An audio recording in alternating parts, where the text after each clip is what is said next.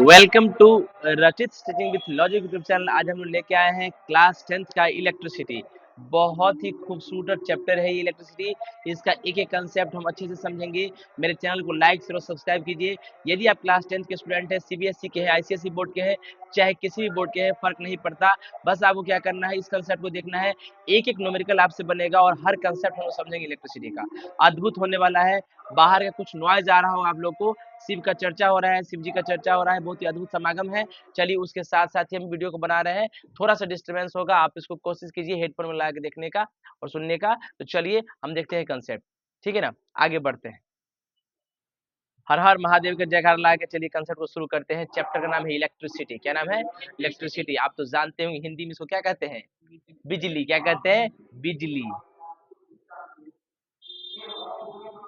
Right, ध्यान से देख सुनिएगा। आइए, इलेक्ट्रिसिटी एक इम्पोर्टेंट सोर्स है एनर्जी का। एनर्जी का क्या है? Important source. मॉडर्न टाइम में इलेक्ट्रिसिटी का यूज हम लोग घर में करते हैं, इंडस्ट्री में करते हैं और ट्रांसपोर्ट में। ट्रांसपोर्ट का मतलब यातायात में करते हैं, राइट।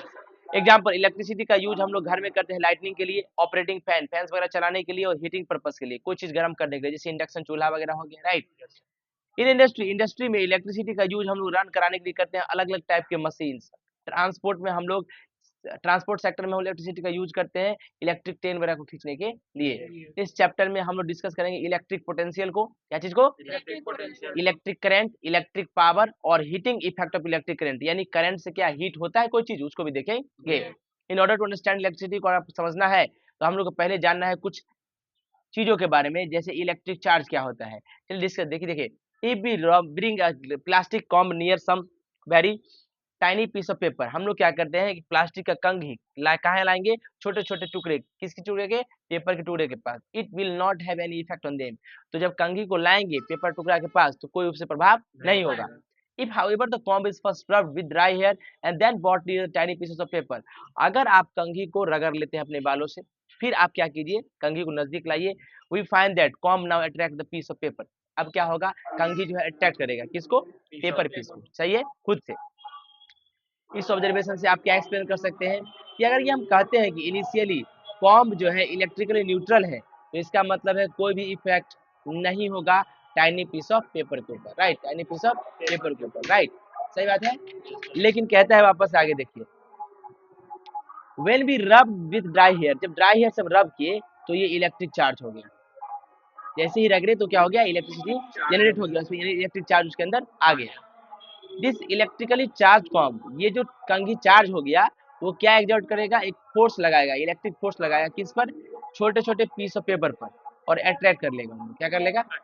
उसी प्रकार एक ग्लास रॉड लाइए, यानी शीशा का रॉड लाइए सिल्क क्लॉथ के पास, और एबोनाइट, एक एबोनाइट आता है, एबोनाइट का रॉड लाइए रब करके किसके? वुलन क्लॉथ के पास, वो भी एबिलिटी है उस सबको भी अट्रैक्ट कर लेगा पीस ऑफ पेपर को। Are said to be have electric charge, तो भाई कहेंगे कि उसके पास इलेक्ट्रिक चार्ज। सही बात है। मतलब जब एबोनाइट रॉड को हम रब करके लाएंगे वुलन क्लॉथ के साथ, उसी प्रकार जब ग्लास रॉड को रब करेंगे सिल्क क्लॉथ के साथ, तो ये सब भी पेपर को अट्रैक्ट कर लेगा। तो हम लोग कह देंगे कि उसके अंदर इलेक्ट्रिक चार्ज है। इलेक्ट्रिक चार्ज है। टाइप्स ऑफ इलेक्ट्रिक चार्ज के कितने टाइप्स होते हैं? It has been found by experiment. देखो ऐसे नहीं आया है, ये जो भी चीजें हैं ये आया एक्सपेरिमेंट से। किससे? एक्सपेरिमेंट से। कि इलेक्ट्रिक चार्ज जो होते हैं दो तरह के होते हैं। पहला होता है पॉजिटिव चार्ज, कौन होता है?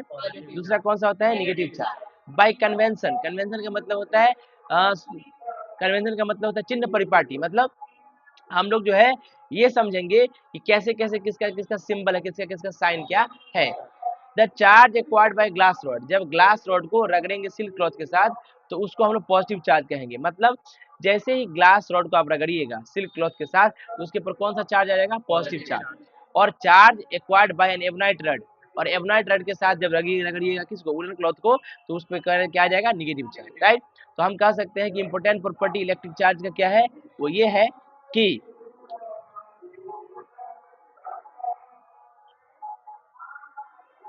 अपोजिट चार्ज जो होता है, अनलाइक चार्ज, अनलाइक मतलब जो सेम ना हो, वो अट्रैक्ट करता है एक दूसरे को। मतलब अनलाइक चार्ज मतलब पॉजिटिव चार्ज और नेगेटिव चार्ज एक दूसरे को अट्रैक्ट करेगा। एग्जांपल, ठीक ना, positive negative attack. Similar charge का मतलब होता है लाइक चार्ज, अगर प्लस है तो प्लस होगा, माइनस है तो माइनस होगा।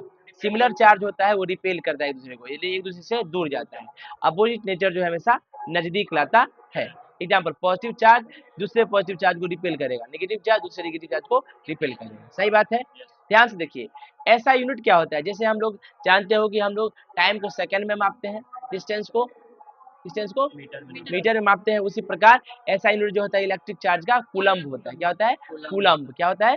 जिसको कैपिटल सी से दिखाते हैं। हम लोग डिफाइन कर सकते हैं this unit of charges follow, मतलब हम लोग कूलम्ब को डिफाइन करने जा रहे हैं। किसको? कूलम्ब को। पढ़िए क्या, 1 coulomb is that quantity of electric charge, बोलिए, 1 coulomb is that quantity of electric charge which exert a force of 9 into 10 to the power minus 9 Newton, 9 into 10 to the power 9 Newton, बोलिए, that exerts a 9 into 10 to the power 9 Newton on an equal charge placed at a distance of 1 metre from it। कहता है कि एक coulomb वह quantity है charge का जो exert करता है एक फोर्स, मतलब एक कूलम जो है क्या फोर्स होता है? 9 into 10 to the power 9 newton force होता है, जो एक चार्ज 1 मीटर के डिस्टेंस पर कोई दूसरा चार्ज रखा है तो उसके ऊपर वो फोर्स लगाता है। मतलब मान लीजिए हमारे पास एक चार्ज यहाँ है, एक चार्ज, ये जो चार्ज है इसके ऊपर फोर्स लगाएगा 9 इंटू 10 टू पावर 9, तो ये भी इसके ऊपर लगाएगा force 9 into 10 to power 9, right. 1 metre का डिस्टेंस इनके बीच में होना चाहिए, right. We now know that all the matter contains positively charge particle called protons. हम जानते हैं कि दुनिया का हर मैटर जो है अपने अंदर पॉजिटिव चार्ज पार्टिकल को रखता है, जिसको प्रोटॉन कहते हैं, और नेगेटिव चार्ज पार्टिकल जिसको क्या कहते हैं? इलेक्ट्रॉन। बात तो सही है।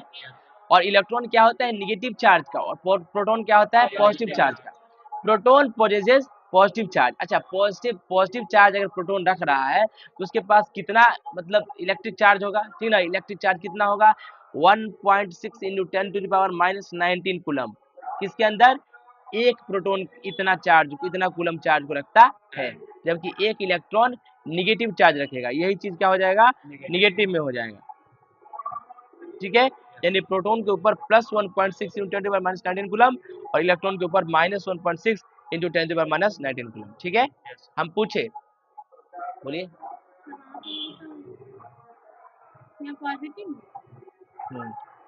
प्रोटॉन जो होता है वो पॉजिटिव चार्ज रखता है, और इलेक्ट्रॉन जो है वो नेगेटिव चार्ज रखता है, ठीक है। रफ कॉपी दीजिए। अगर मान लीजिए हमारे पास अगर बात करें प्रोटॉन का चार्ज, प्रोटॉन पे प्लस होता है, इसका वैल्यू होगा plus 1.6 into 10 to power minus 19 coulomb, right. अगर इलेक्ट्रॉन की बात करें, इसके ऊपर माइनस चार्ज होता है, electron minus 1.6 into 10 to power minus 19 coulomb charge को रखता है। सही बात है।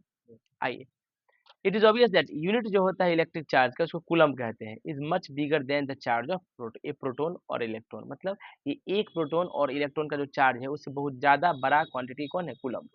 चलिए अब इसे देखिए, कैलकुलेट करना है कितना इलेक्ट्रॉन जो है एक कूलम चार्ज के अंदर है। हम जानते हैं कि चार्ज होता है इलेक्ट्रॉन के ऊपर प्लस 1 से माइनस 1.6 कूलम होता है।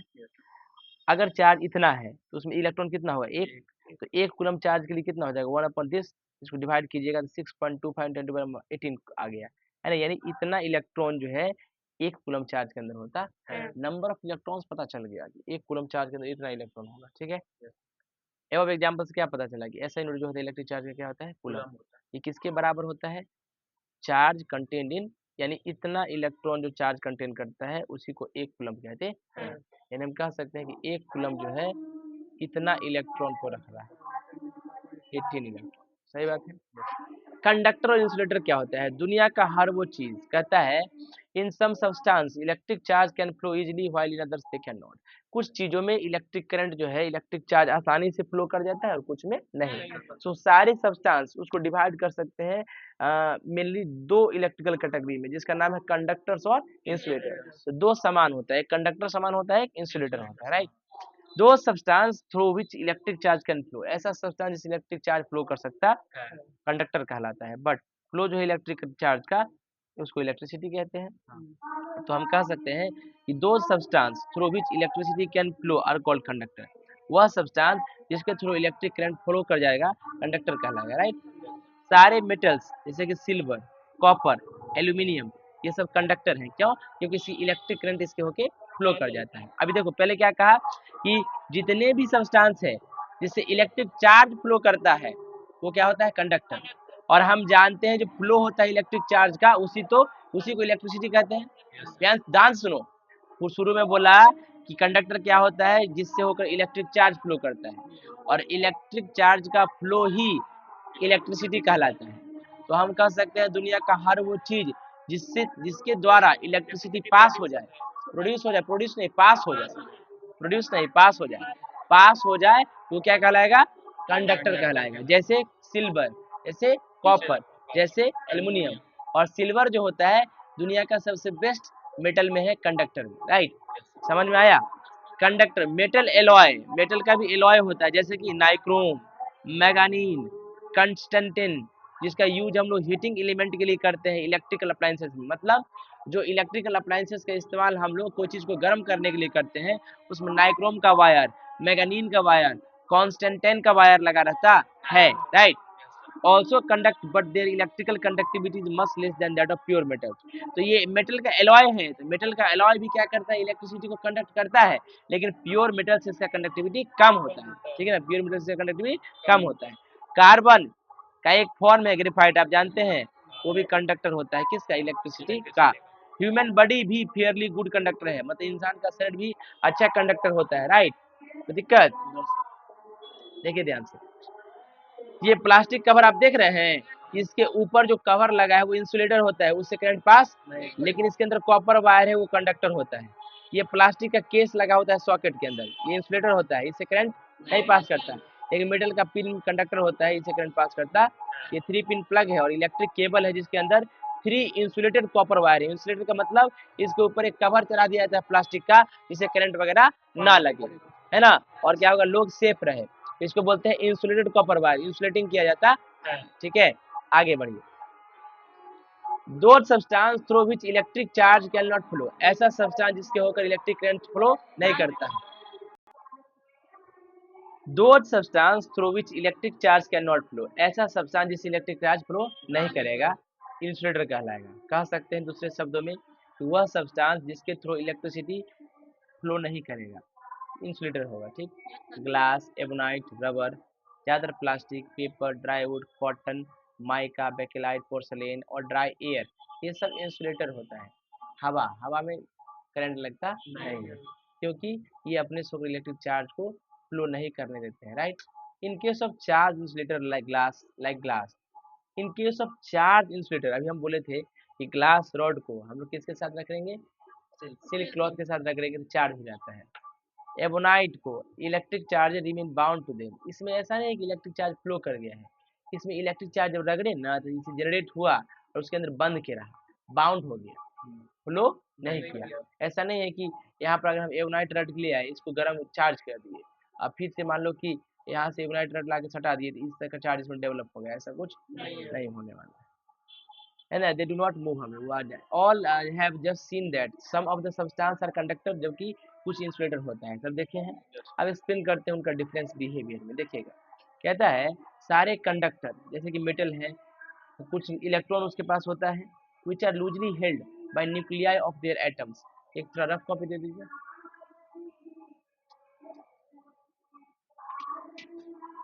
आइए देखिए ध्यान से, कहता है दुनिया का जितना भी मेटल्स होते हैं, कंडक्टर ही मेटल होता है, जैसे मेटल ही कंडक्टर होता है,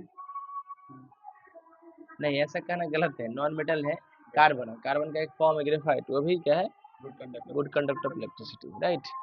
अभी देखो मेटल क्या है, मेटल का मान लो, मेटल का ये एटम है, ठीक है। एटम के अंदर जो है ये न्यूक्लियस है, क्या है, इससे प्रोटॉन रहता है और न्यूट्रॉन भी रहता है, इसमें कोई चार्ज नहीं होता। लेकिन ये बाहर जो सेल है, इसमें क्या रहता है, घूमता है इलेक्ट्रॉन, क्या घूमता है। तो कहता है बहुत सारा मेटल जो होता है ना, उसमें जो इलेक्ट्रॉन होता है ये फ्री इलेक्ट्रॉन्स होते हैं, जो बॉन्ड बनाने के लिए तत्पर रहते हैं, right.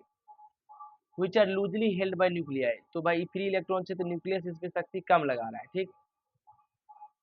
These electrons are called free electrons, यही सब इलेक्ट्रॉन्स को हम लोग क्या कहते हैं, free electron. And can move from one atom to another, और यही फ्री इलेक्ट्रॉन जो है एक एटम से दूसरे एटम में ये जो है मूव कर सकता है through out the conductor, conductor के थ्रू, क्योंकि इसका अगर कनेक्शन कंडक्टर से करा दिए तब, ठीक है। तो प्रेजेंस क्या क्या, प्रेजेंस फ्री इलेक्ट्रॉन्स किसके अंदर, सब्सटेंस के अंदर, उसको कंडक्टर बनाता है। तो कोई भी सब्सटेंस तभी कंडक्टर कहलाएगा जब उसके अंदर फ्री इलेक्ट्रॉन्स होगा, और जनरली मेटल्स के पास क्या होता है, फ्री इलेक्ट्रॉन, ठीक है। इलेक्ट्रॉन प्रेजेंट इन इंसुलेटर, जो इलेक्ट्रॉन प्रेजेंट होता है इंसुलेटर के अंदर स्ट्रांगली हेल्ड होता है, मजबूती से बंधा होता है न्यूक्लियाई के द्वारा एटम्स का। Since there are no free electrons, कोई फ्री इलेक्ट्रॉन्स नहीं होता है इंसुलेटर में जो मूव करे वन एटम से अनदर, इसलिए इंसुलेटर जो है अपने से इलेक्ट्रिक चार्ज को फ्लो नहीं करने देता है। इलेक्ट्रिसिटी को आप क्लासिफाई करने जाएंगे, दो पार्ट में इलेक्ट्रिसिटी को क्लासिफाई कर सकते हैं, एक है स्टैटिक इलेक्ट्रिसिटी और दूसरा है करंट इलेक्ट्रिसिटी। सही बात है, देखिए ध्यान से। कहता है इन स्टैटिक इलेक्ट्रिसिटी, जो स्टैटिक इलेक्ट्रिसिटी है, the electric charges remain at rest, जो इलेक्ट्रिक चार्ज है रेस्ट में रहता है यानी स्टेशनरी रहता है, ठीक है, वो मूव नहीं करता है। The charge acquired bye glass rod, ये जो ग्लास रॉड चार्ज एक्वायर किया था, है ना, सिल्क क्लॉथ के साथ रगड़ने पर, और चार्ज एक्वायर किया था एवनाइट रॉड जब वुलन क्लॉथ के साथ रगड़े थे, इसका चार्ज इलेक्ट्रिसिटी जो है वो स्टैटिक है। स्टैटिक मतलब वो कहीं मूव नहीं करेगा। देखिए तो अभी पता चला क्या कि ग्लास रॉड को जब सिल्क क्लॉथ के साथ रगड़े तो उसमें भी चार्ज आया, लेकिन वो स्टैटिक चार्ज, वो मूव नहीं करेगा। तो कहता है lightning which we see in the sky, बिजली कड़कता है आसमान में, राइट, जब रेनी सीजन आता है, इसके अंदर भी स्टैटिक इलेक्ट्रिसिटी है। करंट इलेक्ट्रिसिटी जो है इलेक्ट्रिक चार्ज इन मोशन। अब करंट इलेक्ट्रिसिटी मतलब क्या होगा, इलेक्ट्रिक चार्ज मोशन में रहेगा, राइट, और प्रोड्यूस करेगा इलेक्ट्रिक करंट। इलेक्ट्रिक चार्ज जब मोशन में आता है तो क्या प्रोड्यूस कर देता है, electric current. Electricity which we are use our homes is current electricity, जो इलेक्ट्रिसिटी हम लोग घर में यूज कर सकते हैं वो करंट इलेक्ट्रिसिटी होता है। इस चैप्टर में हम लोग डिस्कस करेंगे ओनली करंट इलेक्ट्रिसिटी को डिटेल में, ठीक है। तो जब बात करेंगे इलेक्ट्रिसिटी का तो इसका मतलब करंट इलेक्ट्रिसिटी ही होगा, ठीक। अब हम लोग इलेक्ट्रिक पोटेंशियल देखने जा रहे हैं। पोटेंशियल मतलब होता है क्षमता। जब ए स्मॉल पॉजिटिव टेस्ट चार्ज का मतलब होता है एक चार्ज ले लिए हम, ठीक है, रखोगे इलेक्ट्रिक फील्ड में, कहाँ रखोगे, इलेक्ट्रिक फील्ड में, ड्यू टू अनदर चार्ज। जब स्मॉल पॉजिटिव टेस्ट चार्ज रखा जाएगा कहाँ, इलेक्ट्रिक फील्ड में, ड्यू टू अनदर चार्ज, तो दूसरे चार्ज के रिस्पेक्ट में ये एक अनुभव करेगा क्या, फोर्स। क्या करेगा, मतलब कहीं भी इलेक्ट्रिक फील्ड है, एक यूनिट टेस्ट चार्ज को वहाँ रख दो तो वो क्या फील करेगा, फोर्स।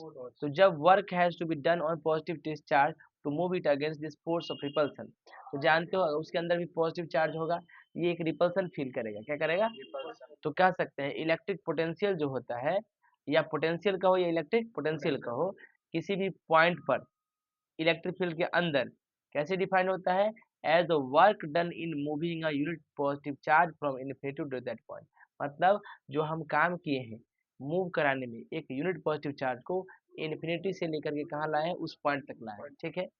इसको क्या कहते हैं, इलेक्ट्रिक पोटेंशियल या पोटेंशियल कहते हैं। तो क्या कैसे क्या होता है इलेक्ट्रिक पोटेंशियल, पोटेंशियल वह होता है पावर कैपेसिटी जिसमें इलेक्ट्रिक फील्ड में अंदर क्या करते हैं, एक यूनिट पॉजिटिव चार्ज को इन्फिनिटी से उस पॉइंट तक लाने में करते हैं वर्क। पोटेंशियल को कैपिटल वी से दिखाया जाता है और इसका यूनिट वोल्ट होता है, क्या होता है, तो हम जैसे आपको याद रहे क्या कि पोटेंशियल का यूनिट क्या होता है, वोल्ट, क्या होता है, वोल्ट। ये वो एक पोटेंशियल ऑफ 1 वोल्ट, अगर पोटेंशियल 1 वोल्ट का है किसी भी पॉइंट पर, इसका मतलब है कि 1 जूल जो है वर्क किया गया है मूव करने में, क्या, एक यूनिट पॉजिटिव चार्ज को इन्फिनिटी से लेके उस पॉइंट तक लाने में। मतलब 1 वोल्ट, एक पोटेंशियल जो अगर 1 वोल्ट का है, पोटेंशियल कितना आ गया, 1 वोल्ट, पोटेंशियल को क्या मानते हैं, वोल्ट से मापते हैं। 1 वोल्ट पोटेंशियल है, इसका मतलब 1 जूल आप वर्क डन किए हैं क्या करने में, टेस्ट चार्ज जो था यूनिट पॉजिटिव टेस्ट चार्ज उसको इन्फिनिटी से लेकर उस पर्टिकुलर पॉइंट तक लाने में आपने जो मेहनत किया वो 1 जूल हुआ, इसी को 1 वोल्ट या पोटेंशियल कहते हैं, ठीक है, कोई दिक्कत। अब देखिए ध्यान से, सिंस द यूनिट जो चार्ज होता है कोलम्ब होता है, चार्ज का यूनिट क्या होता है, कोलम्ब, तो हम लोग कह सकते हैं कि ये पोटेंशियल जो है 1 वोल्ट का एक पॉइंट पे 1 जूल वर्क करेगा क्या कराने में, 1 कूलम्ब पॉजिटिव चार्ज को इन्फिनिटी से उस पॉइंट में लाने में, बात सही है। मोर कॉमन टर्म बात करें इलेक्ट्रिसिटी में, potential difference which will discuss now. अब हम पोटेंशियल डिफरेंस डिस्कस करने जा रहे हैं। पोटेंशियल डिफरेंस, अभी तो पोटेंशियल समझ में आ गया, पोटेंशियल में क्या था, यूनिट पॉजिटिव चार्ज पे जो कितना काम किए इन्फिनिटी उस पॉइंट लाने में, ठीक है। अब पोटेंशियल डिफरेंस का अंतर होता है, ठीक है, डिफरेंस इन इलेक्ट्रिक पोटेंशियल। अच्छा, इलेक्ट्रिक पोटेंशियल का डिफरेंस का मतलब क्या होगा, बिटवीन 2 पॉइंट, 2 पॉइंट के बीच डिफरेंस निकलेगा, इसी को पोटेंशियल डिफरेंस कहते हैं। तो 2 पॉइंट के बीच में क्या, 2 पॉइंट के बीच में मान लो यहाँ पे एक चार्ज है, यहाँ पे एक चार्ज है, इस 2 पॉइंट के बीच में कितना इलेक्ट्रिक पोटेंशियल जनरेट है, कितना पोटेंशियल लग रहा है, इस दोनों का अंतर ही पोटेंशियल डिफरेंस कहलाता है। Potential difference between 2 points, between 2 points in an electric circuit के अंदर डिफाइन कैसे होता है, कितना अमाउंट वर्क डन का हुआ है मूव कराने में यूनिट पॉजिटिव चार्ज को एक पॉइंट से दूसरे पॉइंट तक ले जाने में, ठीक। पोटेंशियल डिफरेंस का मतलब क्या होगा, आप वर्क डन किए हैं, क्या कराने में, क्वांटिटी जो है work done upon quantity of charge move, कितना क्वांटिटी चार्ज को मूव कराया है, दोनों का मतलब डिफरेंस नहीं, दोनों का रेशियो ही, डिवीजन करोगे वर्क डन को क्वांटिटी ऑफ चार्ज मूव से, पोटेंशियल डिफरेंस निकल जाएगा। ठीक है, देखिएगा ध्यान से, कहता है अगर W मान लीजिए हम जूल वर्क किए हैं, W जूल वर्क किए हैं, क्या करने में, Q कूलम्ब चार्ज को 1 पॉइंट से दूसरे पॉइंट तक ले जाने में, ठीक, यहाँ चार्ज दिया Q coulomb, W work done किए, तो पोटेंशियल डिफरेंस को कैपिटल V से दिखाते हैं, कैपिटल V बराबर क्या होगा, W अपॉन Q, यहाँ W वर्क डन होता है और Q quantity of charge move होता है, राइट। ऐसा यूनिट क्या होता है, पोटेंशियल डिफरेंस का वोल्ट होता है, कैपिटल V से दिखाते हैं, और पोटेंशियल डिफरेंस भी कभी कभी इसको हम लोग पोटेंशियल डिफरेंस को PD से लिखते हैं, शॉर्ट फॉर्म में PD, ठीक है। Potential difference between two points को हम लोग 1 वोल्ट कहते हैं, है ना। अगर 1 जूल वर्क जो है डन होता है मूव कराने में 1 कूलम्ब इलेक्ट्रिक चार्ज को 1 पॉइंट से अनदर पॉइंट पर, सही बात है।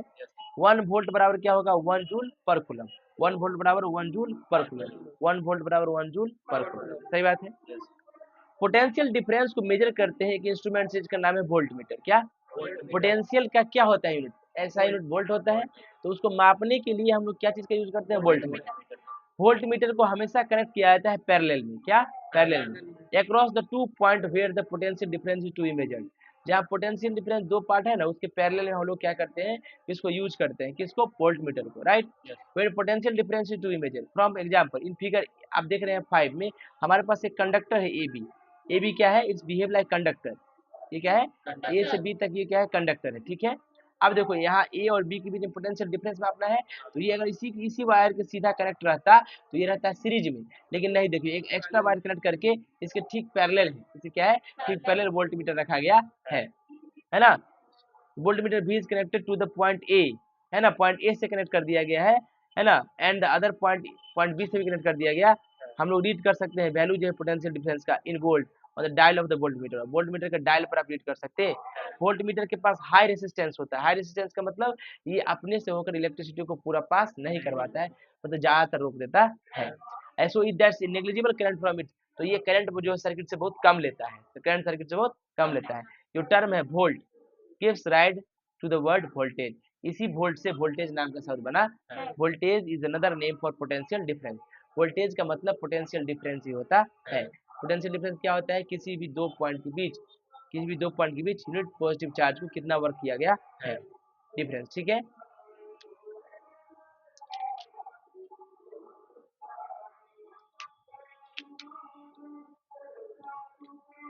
आइए हम लोग देखने जा रहे हैं इलेक्ट्रिक करंट, क्या देखने जा रहे हैं, इलेक्ट्रिक करंट। देखिए when two charge bodies at different electric potential, दो चार्ज बॉडी है अलग अलग इलेक्ट्रिक पोटेंशियल से कनेक्टेड है मेटल वायर के द्वारा, ठीक है। At a different electric potential, दो चार्ज बॉडी का डिफरेंस है क्या, इलेक्ट्रिक पोटेंशियल, और कनेक्ट कर दिए गए मेटल वायर से, तो इलेक्ट्रिक चार्ज फ्लो कर जाएगा एक बॉडी से, मतलब किस बॉडी से, जिसके पास हायर चार्ज रहेगा उससे लोअर चार्ज की तरफ फ्लो करेगा, ठीक है, मतलब हायर पोटेंशियल से लोअर पोटेंशियल की तरफ जाएगा, सही बात है। अच्छा कब तक जाएगा, फ्लो होगा जब तक कि दोनों पोटेंशियल डिफरेंस सेम ना हो जाए। याद रखिएगा कोई भी दो चीजें आपस में तभी तक मतलब मिलाप कर सकती है जब तक कि दोनों बराबर ना हो जाए, ठीक है ना, सही बात है। देखिएगा दिस फ्लो ऑफ चार्ज, ये जो फ्लो होता है चार्ज का मेटल वायर के अंदर, यही कॉन्स्टिट्यूट करता है क्या, इलेक्ट्रिक करंट रखता है। तो it is the potential difference between the ends of the wire, ये कहता है पोटेंशियल डिफरेंस है, क्या डिफरेंस है, वायर के अंत में, जो कि electric charge which makes electric charge, जो इलेक्ट्रिक चार्ज को बनाता है to flow in the wire, wire में फ्लो होने के लिए।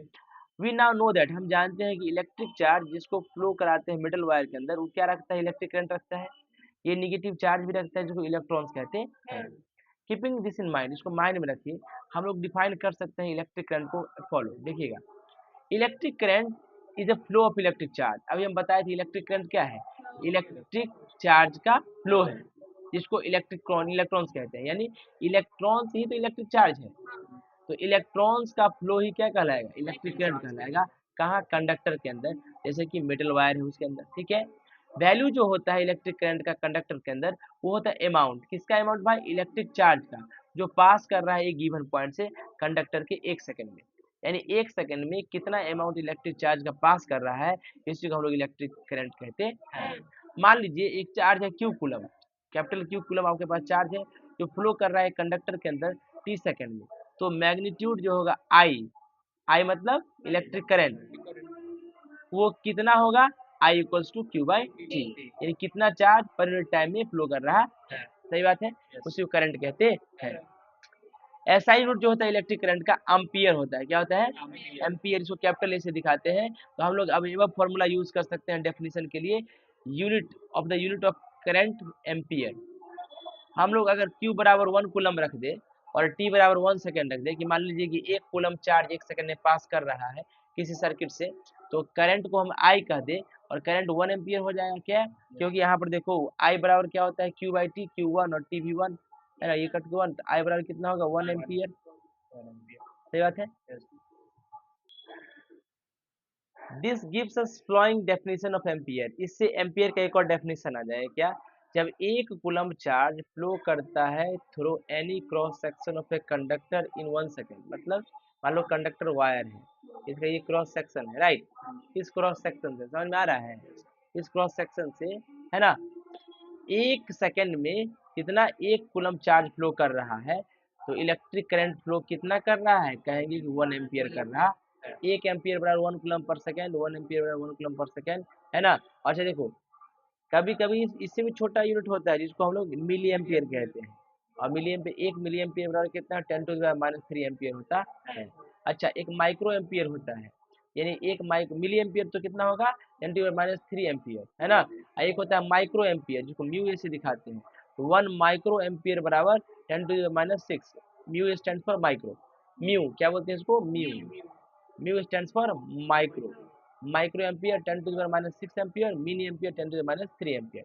अच्छा, जैसे देखो पोटेंशियल डिफरेंस को मेजर करने के लिए हम लोग किसका यूज करते हैं, वोल्टमीटर, राइट। उसी प्रकार करंट को मेजर करने के लिए इंस्ट्रूमेंट यूज करते हैं आमीटर। क्या?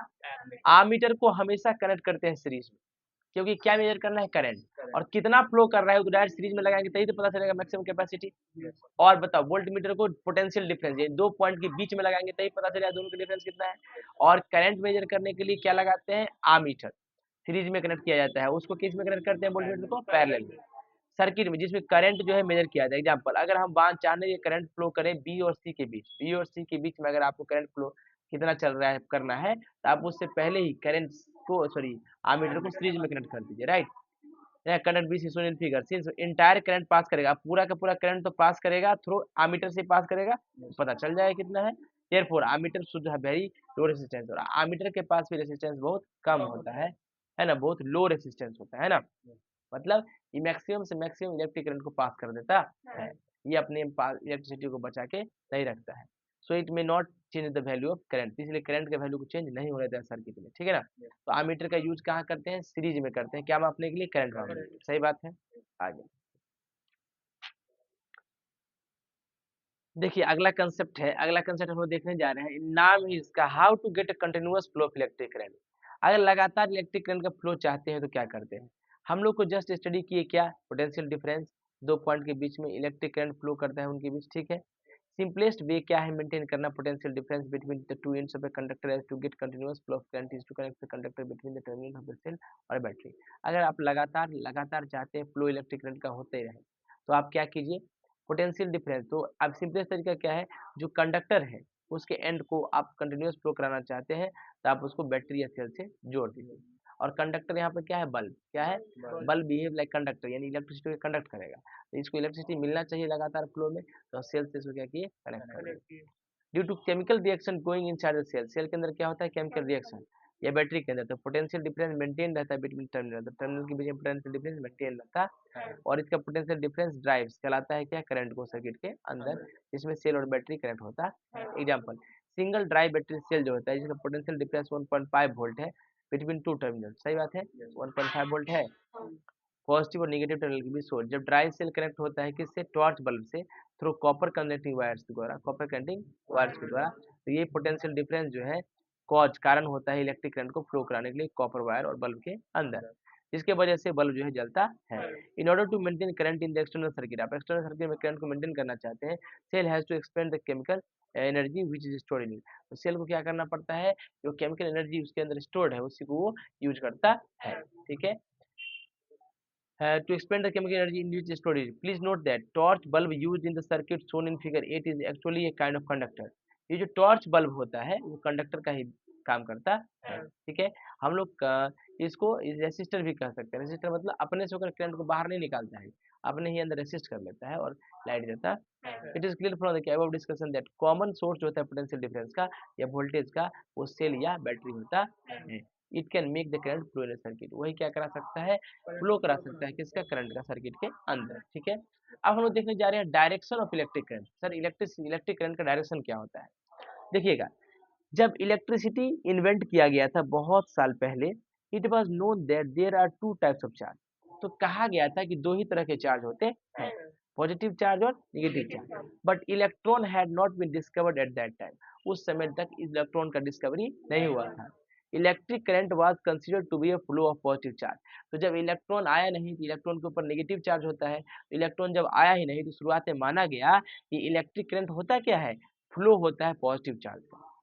और डायरेक्शन जो होता है फ्लो ऑफ पॉजिटिव चार्ज का taken to be the direction of electric current. तो कह दिया गया पहले कि जो इलेक्ट्रिक करंट का डायरेक्शन क्या है पता है, जो पॉजिटिव चार्ज का फ्लो है ना वही इलेक्ट्रिक करंट का भी डायरेक्शन हो गया। मतलब जिधर पॉजिटिव चार्ज जाएगा उधर ही इलेक्ट्रिक करंट का डायरेक्शन फ्लो होगा, मतलब डायरेक्शन उधर ही होगा। अब conventional direction of electric current is from positive terminal of a cell to the negative terminal.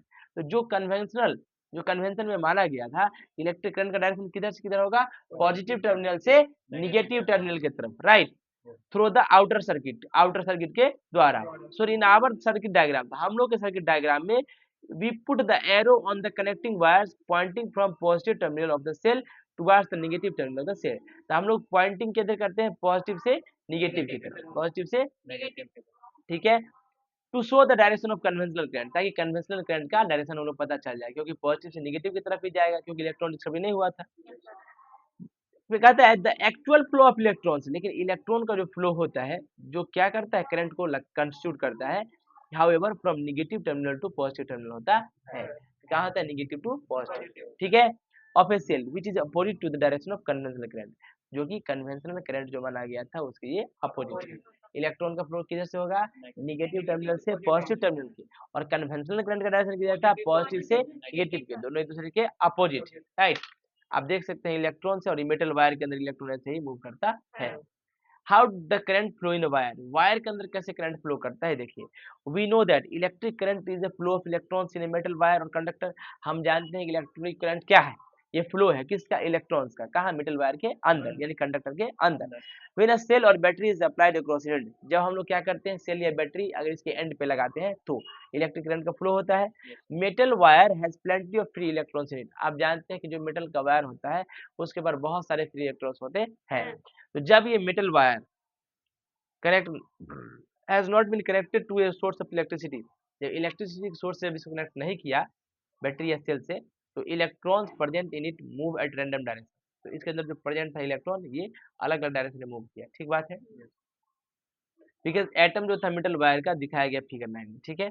जब को नो सेल और battery is connected across the metal wire के इधर और इधर कोई सेल या बैटरी कनेक्ट, इलेक्ट्रॉन फ्लो कर रहा है रैंडम उल्टा सीधा डायरेक्शन में, ठीक ना। मैग्नीफाइड डायग्राम ही, जब सोर्स जो है इलेक्ट्रिसिटी का यानी बैटरी या सेल जो है आप कनेक्ट कर दीजिएगा, क्या कर दीजिएगा, कनेक्ट कर दीजिएगा दो इंड्स ऑफ मेटल वायर के, तो इलेक्ट्रिक फोर्स जो है इलेक्ट्रॉन्स का present in wire, since electrons are negatively charge, electron negatively charge होता है, ये स्टार्ट कर देगा मूव करना नेगेटिव एंड से पॉजिटिव एंड की तरफ वायर का, है ना। इससे दिस फ्लो ऑफ इलेक्ट्रॉन के फ्लो की वजह से क्या आ जाएगा, इलेक्ट्रिक करंट जो है वायर के अंदर आ जाएगा, सही बात है। देखिए ये पॉजिटिव है नेगेटिव है और नेगेटिव से पॉजिटिव की तरफ जा रहा है, एरो इधर है ना, तो जब सेल और बैटरी कनेक्ट करेंगे इलेक्ट्रॉन फ्लो होगा पॉजिटिव टर्मिनल की तरफ, ठीक है।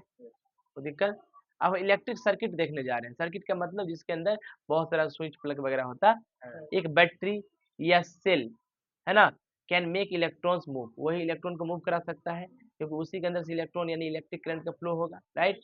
और इलेक्ट्रिक करंट फ्लो करेगा, but there must be conducting path, लेकिन भैया रास्ता में कुछ ऐसा पाथ होना चाहिए जैसे वायर बल्ब, ये कंडक्टिंग का काम करना चाहिए between two terminals of the cell through which electrons can move causing the electric current to flow, है ना। दो टर्मिनल के बीच में सेल या बैटरी लगा दीजिएगा तो इलेक्ट्रॉन का मूवमेंट होगा जिससे आपका क्या होगा, इलेक्ट्रिक करंट का फ्लो होगा, ठीक है। कंटिन्यूअस कंडक्टिंग पाथ, लगातार कंडक्टिंग पाथ जिसके अंदर क्या कॉन्स्टिट्यूट करता है, wire, other resistance like electric bulb वगैरह, स्विच रहता है between two terminal of the battery और cell, battery belong to electric current flow this circuit. एक लगातार कंडक्टिंग पाथ है, मतलब कंसिस्टिंग ऑफ वायर, इसके अंदर वायर होगा, दूसरा रेसिस्टेंस होगा जिससे बल्ब होगा, स्विच होगा between the two terminal of a cell और a battery along which an electric current flow. इस कहाँ का होगा, सेल और बैटरी जो है उससे लेकर के दोनों एंड के बीच में ये सब चीजें होंगी, ठीक है। सिंपल इलेक्ट्रिक सर्किट आपको दिखाया गया है 11, ठीक है। इसमें सर्किट कंप्लीट है, बल्ब जल रहा है, सर्किट कंप्लीट नहीं होगा तो बल्ब नहीं जलेगा। देखो यहाँ स्विच जो है ओपन है,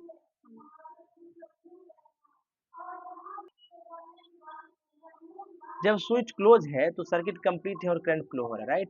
जब स्विच ओपन है तो सर्किट जो है ब्रोकन है और करंट क्या है, फ्लो नहीं कर रहा, राइट।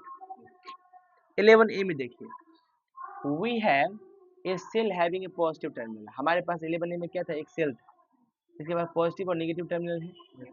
पॉजिटिव टर्मिनल जो है सेल का वो कनेक्ट है किससे, one and of bulb holder के, राइट। बल्ब होल्डर के एक एंड से कनेक्टेड है, बोलिए, और copper wire with copper wire के साथ called connecting wire, connecting wire तो कॉपर वायर होगा ना, थ्रू ए स्विच, एक स्विच के द्वारा, सही बात है। नेगेटिव टर्मिनल जो है सेल का is connected to the other end of bulb holder, bulb holder के अदर एंड से कनेक्टेड है। In figure 11A switch close है, स्विच क्या है, क्लोज है, तो सर्किट कंप्लीट है और करंट फ्लो किया सर्किट में, इससे बल्ब जल गया। अगर हम ओपन कर दे स्विच को तो गैप जो है क्रिएट हुआ है between the two ends of the connecting wires, due to this one terminal of the cell gets disconnected from the bulb and current stops flowing the circuit, सही बात है। अगर मान लो स्विच अगर खोल देते, स्विच ओपन है तो सर्किट ब्रेक हो गया है, कोई करंट फ्लो नहीं करेगा तो बल्ब जलेगा नहीं, क्या है, द बल्ब स्टॉप्स ग्लोइंग, ठीक है। सिंबल होता है इलेक्ट्रिकल कंपोनेंट्स का, मतलब जितना भी हमारे पास इलेक्ट्रिक सर्किट में कंपोनेंट्स होते हैं, जो जो चीजें होती है उनका एक सर्किट का सिंबल होता है। Electric circuits we have to show various electrical components, हम लोग को दिखाना है अलग अलग इलेक्ट्रिकल कंपोनेंट्स, जैसे कि cell, battery, connecting wires, wire joints, fix resistance, variable resistance, ammeter, voltmeter, galvanometer, open switch, close switch, electric bulb. तो ड्रॉ करेंगे electric circuit by making the actual sketch बनाएंगे वेरियस इलेक्ट्रिकल कंपोनेंट का, difficult job and take long time, तो उनका actual photo बनाने में समय लगेगा, right. So scientist have devise, तो साइंटिस्ट ने डिवाइज किया, बताया, क्या बताया, कुछ सिंबल्स बताया इलेक्ट्रिकल कंपोनेंट्स के लिए which are easy to draw, जो आसान है ड्रॉ करना, इनको हम इलेक्ट्रिकल सिंबल्स कहते हैं, circuit symbols. Common electrical symbols जो होते हैं इलेक्ट्रिक कंपोनेंट्स का जो यूज करेंगे सर्किट डायग्राम में दिया गया है, आप देखिए यहाँ पे। सबसे पहला है आपके पास सेल, क्या है, सेल, ध्यान से देखिएगा।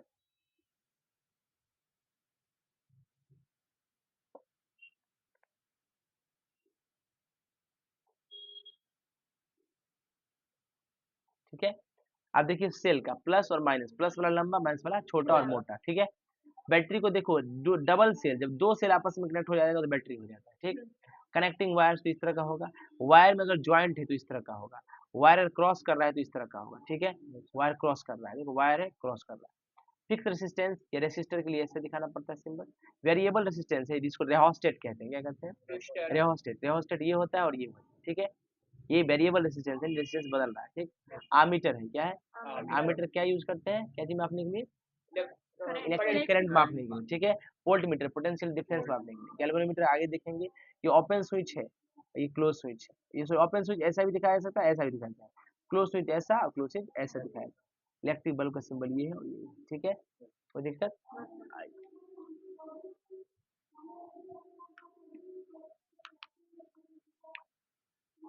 The symbol for a single cell is shown in figure 12 में, जो सिंबल जो है सिंगल सेल का दिखाया गया है 12 में। सिंबल जो है सिंगल सेल जिसके अंदर दो पैरेलल वर्टिकल लाइंस होता है, एक थिन होता है और एक लॉन्ग होता है, और अदर थिक होता है और शॉर्ट होता है, बात सही है। हैविंग हॉरिजॉन्टल लाइंस होता है उनके साइड पे, सही बात है। The longer vertical line represent करता है पॉजिटिव टर्मिनल सेल को, और जबकि शॉर्टर वर्टिकल लाइन रिप्रेजेंट करता है नेगेटिव टर्मिनल सेल को, राइट। बैटरी जो है कॉम्बिनेशन होता है दो सेल का, जो कि सीरीज में कनेक्टेड होता है। बैटरी क्या होता है, जब दो सेल आपस में कंबाइन कर जाएंगे तो बैटरी बन जाएगा, सही बात है। Order to obtain a battery, अगर बैटरी चाहिए तो नेगेटिव टर्मिनल जो है फर्स्ट सेल का, sorry, negative terminal of the first cell is joined with positive terminal of the second cell and so on. The symbol for battery is shown in figure 12b. Battery का figure दिखाया गया है पीछे. Battery जो है 12b का consist करता है दो सेल जो कि आपस में ज्वाइंट है. We can also draw the symbol for a battery having more than two cells in a similar way. हम लोग जो है ड्रॉ कर सकते हैं सिंबल किसका, बैटरी का, इसमें दो सेल्स क्या होगा, सिमिलर वे में कनेक्ट रहता है. सही बात है, कोई दिक्कत. Resistance which can be change as desire is called variable resistance. कहता है एक ऐसा रेसिस्टेंस जिसको अपनी इच्छा के अनुसार बदल सकते हैं, वेरिएबल रेसिस्टेंस होता है. वेरिएबल रेसिस्टेंस के पास दो सिंबल होता है जो कि 12b में दिखाया गया. वेरिएबल रेसिस्टेंस को हम लोग रेहोस्टेट कहते हैं. क्या कहते हैं, रेहोस्टेट एक वेरिएबल रेसिस्टेंस होता है जिसका यूज हम लोग ऑपरेट करने के लिए करते हैं, स्लाइडिंग कॉन्टैक्ट के लिए, लंबे लंबे कॉइल वगैरह पे जब रेसिस्टेंस वायर का बनाते हैं तब. रेहोस्टेट का यूज हम लोग बदलने के लिए करते हैं, क्या, करंट को इसके अंदर सर्किट के अंदर बिना क्या चेंज किए, वोल्टेज को चेंज किए, बिना वोल्टेज के चेंज किए करंट को चेंज करना चाहते हैं तो रेहोस्टेट लगाना पड़ेगा. सोर्स लाइक सेल और बैटरी जब सोर्स होता, it can do so by changing the resistance of the circuit. ऐसा कैसे किया जाएगा, जब रेसिस्टेंस को सर्किट में चेंज करेंगे तो. गैल्वेनोमीटर एक करंट डिटेक्टिंग इंस्ट्रूमेंट है which will come across in the next chapter, जो अगले चैप्टर में आएगा. तो क्या करंट डिटेक्ट करने का काम कौन करता है, गैल्वेनोमीटर. स्विच जो है एक डिवाइस है जो बनाता है और तोड़ता है किसको, इलेक्ट्रिक सर्किट को, राइट. जब सर्किट ओपन होता है, स्विच ओपन होता है तो सर्किट टूट जाता है, करंट फ्लो नहीं करता है. लेकिन जब स्विच क्लोज होता है, सर्किट कंप्लीट होता है, करंट फ्लो करता है. सही बात है. आगे हम लोग बढ़ते हैं, देखने जा रहे हैं सर्किट डायग्राम. क्या देखने जा रहे हैं, ध्यान से देखिए. Electrical circuits are represented by drawing circuit diagram. भाई इलेक्ट्रिकल सर्किट जो है उसको सर्किट डायग्राम से दिखाते हैं. A diagram which indicate how different components in a circuit have been connected by using the electrical symbol. एक डायग्राम क्या indicate करता है कि कैसे अलग अलग कंपोनेंट जो होता है सर्किट का कनेक्ट किया गया है इलेक्ट्रिकल सिंबल से और उसके कंपोनेंट से, उसी को हम लोग सर्किट डायग्राम कहते हैं. इलेक्ट्रिक सर्किट कंसिस्ट करता है एक बल्ब, एक सेल, एक बल्ब, एक क्लोज स्विच जिसको ड्रॉ किया गया फिगर 11 में, और इसको रिप्रेजेंट करते हैं by drawing a circuit diagram through figure 13 में. ठीक है. इन द सर्किट डायग्राम जो दिखाया गया है, एक बल्ब जो है इसको कनेक्ट किया गया है दो टर्मिनल ऑफ द सेल के दो टर्मिनल से कनेक्ट कर दिया गया कॉपर वायर के द्वारा, और स्विच क्या है, क्लोज, बल्ब जल रहा है. Electric circuit consist of cell, एक इलेक्ट्रिक सर्किट जिसके अंदर सेल है, बल्ब है और स्विच है जो दिखाया गया है 11b में, can be represented by drawing a circuit. इसको भी आप दिखा सकते हैं सर्किट को ड्रॉ करा के, तो फिगर 13b में दिखाया गया है. इन the circuit diagram figure 13b में जो दिखाया गया है, एक बल्ब है जिसको कनेक्ट किया गया है दो टर्मिनल ऑफ द बैटरी से, सेल्स. सही है, सेल बैटरी नहीं, क्या है, सेल, बाय कॉपर वायर. किसके द्वारा, कॉपर वायर के द्वारा, ओपन स्विच के द्वारा. तो सर्किट सोन इन 13a में सर्किट है वो कंप्लीट सर्किट है जिसके वजह से क्लोज है स्विच. सिंस कोई गैप नहीं है तो करंट फ्लो करेगा सर्किट में और बल्ब जलेगा. सही बात है, बल्ब लाइट अप होगा. In this case electrons can move through the external circuit. इस केस में इलेक्ट्रॉन एक्सटर्नल सर्किट से मूव करेगा. दीज मूविंग इलेक्ट्रॉन, यही जो मूविंग इलेक्ट्रॉन है क्या फॉर्म करेगा, electric current. The circuit given in figure 13b, और 13b में जो है ब्रोकन है, ये गैप है किसके बीच में, स्विच के बीच में गैप, राइट. तो कहता है so no electric current flow in this circuit and bulb goes off. इसमें करंट फ्लो नहीं करेगा और बल्ब ऑफ हो जाएगा. Electron can not flow in the circuit due to gap produced by the open switch. Open switch की वजह से electron flow नहीं करेगा. Another simple circuit has been shown in figure 14. एक फिगर 14 में एक और सिंपल सर्किट दिया गया है. इस सर्किट में एक रेसिस्टर लगा है, रेसिस्टर को आर कहते हैं, ठीक है ना, है ना. Has been connected to the two terminal of the cell, जो कि दो टर्मिनल जो होता है सेल का उससे कनेक्टेड किया गया है इसको, किस रेसिस्टर को. सही बात है, आप देख सकते हैं ध्यान से. कहता है through a switch and ammeter A has been put in series. Ammeter A को देखो सीरीज में ही पुट कर दिया गया है.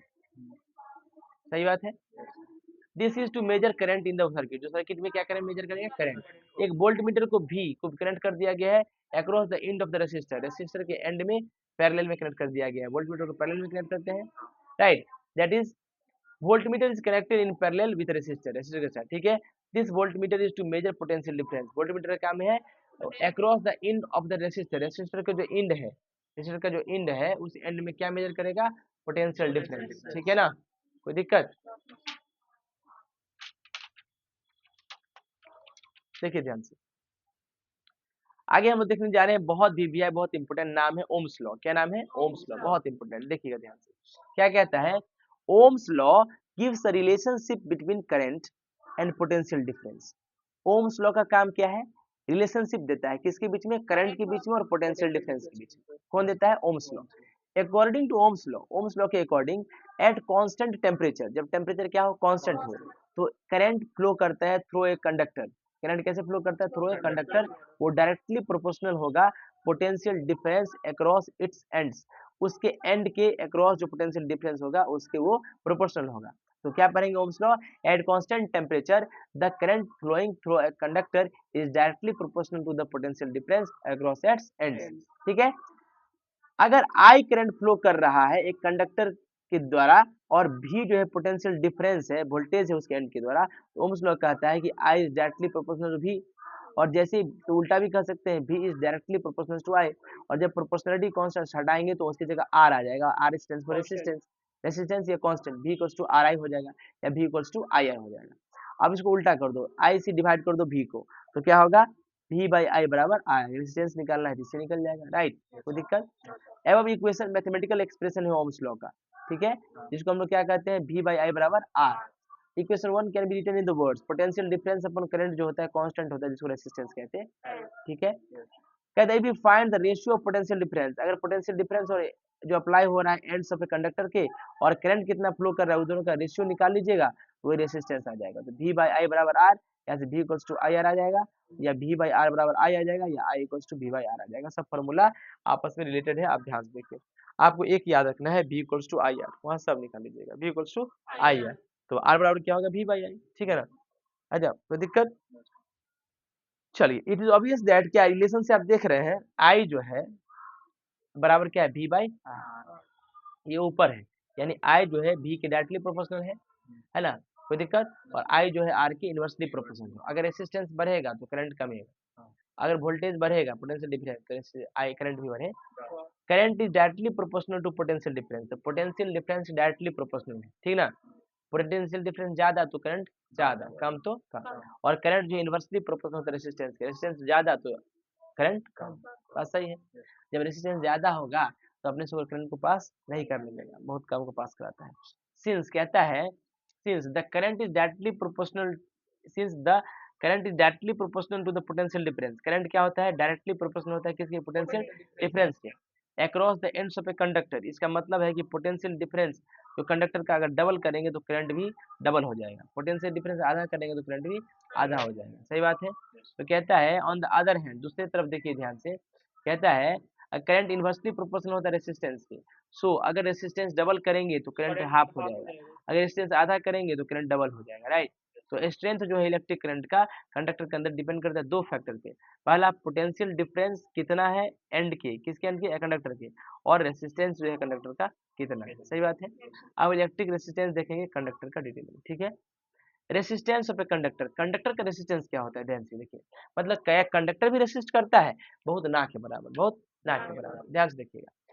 The electric current is a flow of electrons, electric current क्या है, किसके थ्रू, कंडक्टर के अंदर। तो जब इलेक्ट्रॉन मूव करेगा one part of the conductor के टू अदर पार्ट, तो वो आपस में कोलाइड करेगा अदर इलेक्ट्रॉन के साथ, ठीक है।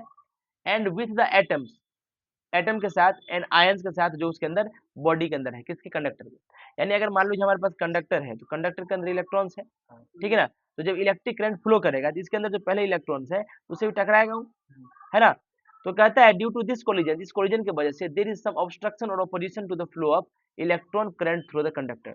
तो इससे भी थोड़ा सा, जैसे मान लो कि तुम ही हो, तुमको कोई आगे से धकेल दिया, पीछे से धकेल दिया, किसी टकरा के तुम्हारा स्पीड रुक सकता है।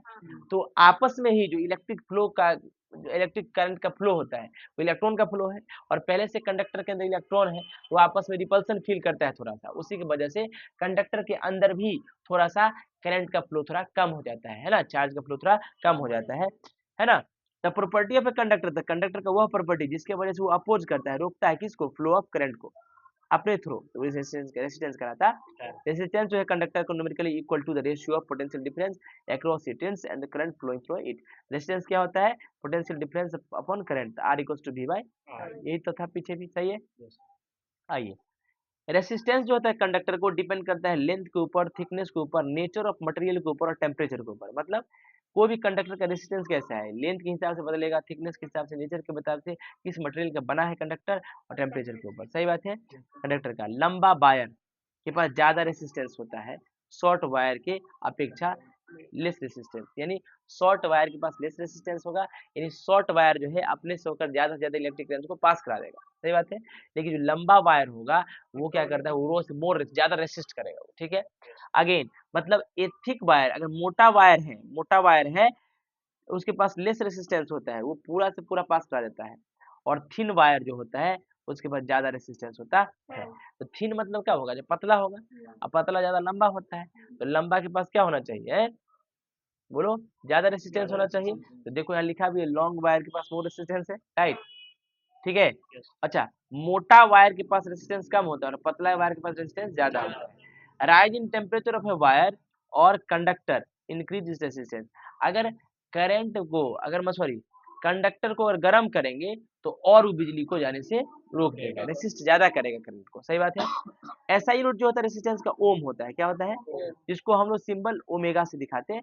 रेसिस्टेंस जो होता है ओम, इसको डिफाइन करते हैं ओम्स लॉ के द्वारा, कैसे, according to Ohm's law potential difference upon current यानी V बाई आई बराबर R होता है। यहाँ से R बराबर क्या होता है, V बाई आई। अच्छा, यहाँ से देखो ध्यान से, पोटेंशियल डिफरेंस अगर 1 वोल्ट का है, करंट 1 एम्पियर का है, रेसिस्टेंस कैसे निकलेगा, 1 वोल्ट 1 एम्पियर, राइट। तो हम क्या कह सकते हैं कि 1 ओम रेसिस्टेंस है कंडक्टर का, सच दैट जब जब पोटेंशियल डिफरेंस 1 वोल्ट अप्लाई होगा उसके एंड में और करंट अगर 1 एम्पियर का फ्लो करेगा उसको, तो 1 ओम रेसिस्टेंस कह देंगे। जब 1 वोल्ट उसके पास पोटेंशियल डिफरेंस हो और 1 एम्पियर करंट पास कर रहा हो, हम लोग फाइंड आउट कर सकते हैं रेसिस्टेंस कंडक्टर का ओम्स लॉ के द्वारा, V बाई आई बराबर R, सही बात है, कोई दिक्कत, देखिएगा ध्यान। अब हम ग्राफ देखने जा रहे हैं, ठीक ना, V और I के बीच, ठीक है। अगर ग्राफ V और I के बीच में, V एंड I के बीच में अगर ग्राफ ड्रॉ किए, किसके बीच में, पोटेंशियल डिफरेंस का रीडिंग V के लिए एंड करस्पॉन्डिंग करंट, उसके अंदर करस्पॉन्डिंग करंट I कितना है, तो ग्राफ पाया स्ट्रेट लाइन जो पासिंग करेगा ओरिजिन से, जो ओरिजिन से पास करेगा, मतलब स्ट्रेट लाइन ग्राफ ऑब्टेन्ड हुआ है ओनली इफ, अगर दो क्वांटिटी डायरेक्टली प्रोपोर्शनल होगा एक दूसरे को, since current potential difference graph straight line है ना, करंट और potential difference graph straight line है, मतलब करंट जो है डायरेक्टली प्रोपोर्शनल होता है पोटेंशियल डिफरेंस के, इधर जितना है उधर इतना है, उधर जितना है उधर इतना है, राइट। यानी current directly proportional to V directly proportional to I होता है ना, इसी वजह से ये क्लियर है ग्राफ से कि OA जो है ये potential difference OA, it is clear from the graph OA से क्या क्लियर हो रहा है कि पोटेंशियल डिफरेंस V जो है इंक्रीज करेगा तो करंट भी इंक्रीज करेगा I, और जो रेशियो होगा V बाई आई का वही कांस्टेंट रहेगा हमेशा, इसी कांस्टेंट को तो रेसिस्टेंस कहते हैं कंडक्टर का। अब सॉल्व करेंगे कुछ क्वेश्चंस वगैरह, ठीक है, इसको कीजिए। आगे हम लोग देखने जा रहे हैं experiment to verify Ohm's law. Ohm's law को वेरीफाई करने का कुछ एक्सपेरिमेंट है, उसको देखते हैं। एक्सपेरिमेंट करते हैं, वेरीफाई करेंगे Ohm's law. We can show that, हम लोग दिखा सकते हैं गिवन कंडक्टर के लिए, मान लीजिए एक रेसिस्टेंस लिया है, रेसिस्टेंस वायर है आपके पास, जैसे कि नाइक्रोम वायर, ठीक है। आप रेशियो दिखा सकते हैं किसका, पोटेंशियल डिफरेंस अपॉन करंट का कांस्टेंट, जो कि R होता है।